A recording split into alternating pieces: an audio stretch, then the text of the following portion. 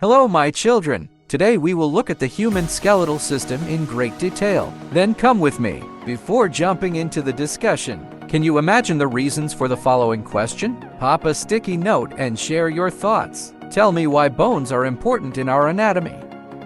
Now let's learn part by part. Let's identify the four main types of bones and name the main bones in the human body, including their names and locations. Then let's explain the functions of the skeletal system, such as providing support, protecting organs, and enabling movement. Finally, let's create a visually appealing poster that educates others about the skeletal system. The skeletal system provides support and protection for the body's internal organs and also serves as an attachment point for muscles. In humans, it consists of bones, joints, and associated cartilage. This system shapes our body, activates movement, produces blood cells, and stores minerals. Here is a fun fact. Did you know that babies are born with around 270 bones, while an average adult has 206 bones? How cool is that, right? Now, let's explore the principal types of bones. There are long, short, flat, and irregular bones. Long bones. These bones are longer than wide and provide leverage for movement. Examples include the femur, humerus, and clavicle. And then short bones. Short bones have a cube shape and are approximately equal in length, width, and thickness. Examples include the tarsals, ankle bones.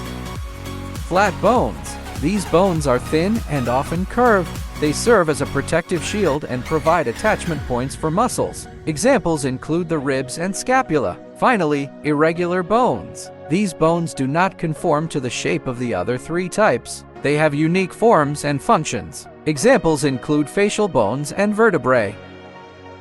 Now let's look at the skull. The skull performs several critical functions. It surrounds and protects the brain and eyes from external forces. This protective role is very important to maintain the integrity of our central nervous system, muscles, blood vessels, and connective tissue attached to their skeletal framework, allowing for vital functions such as swallowing, breathing, and vision. The shoulder girdle. The shoulder girdle connects the upper limbs to the axial skeleton. It consists of the clavicle and scapula bones on both sides of the body. The shoulder girdle provides structural support and allows a wide range of motion, particularly at the highly mobile scapulothoracic and sternoclavicular joints. Arm bones. The bones of the arm consist of the humerus, radius, and ulna. These bones play an essential role in supporting the upper limb and provide attachment sites for the muscles responsible for arm movement.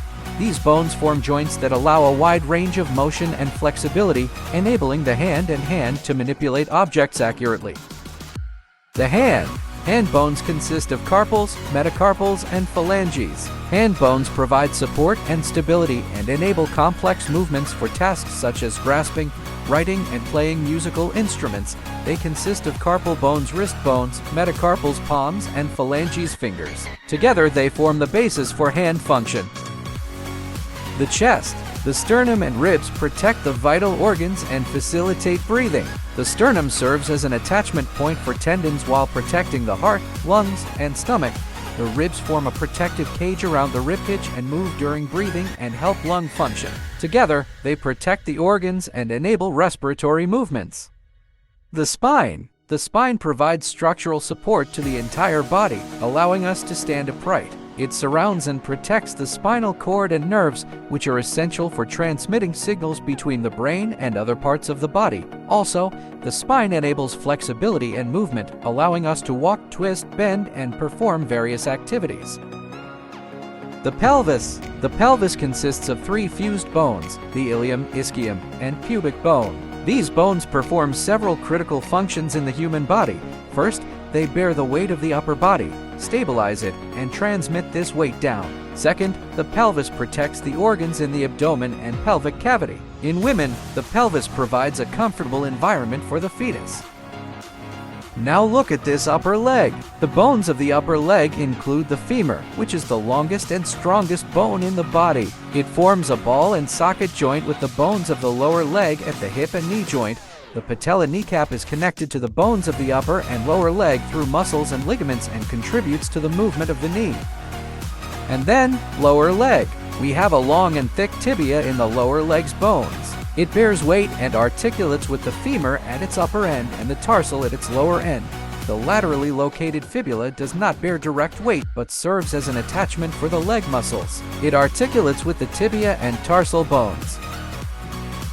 Finally, the foot.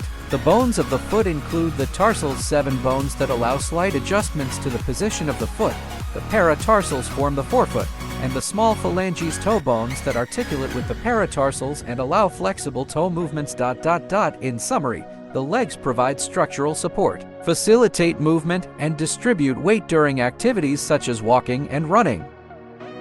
So that's it. Thank you very much for staying so far. I hope you learned something today that you didn't know. So goodbye for today. See you in the next video. Remember to subscribe. Have a nice day. Bye.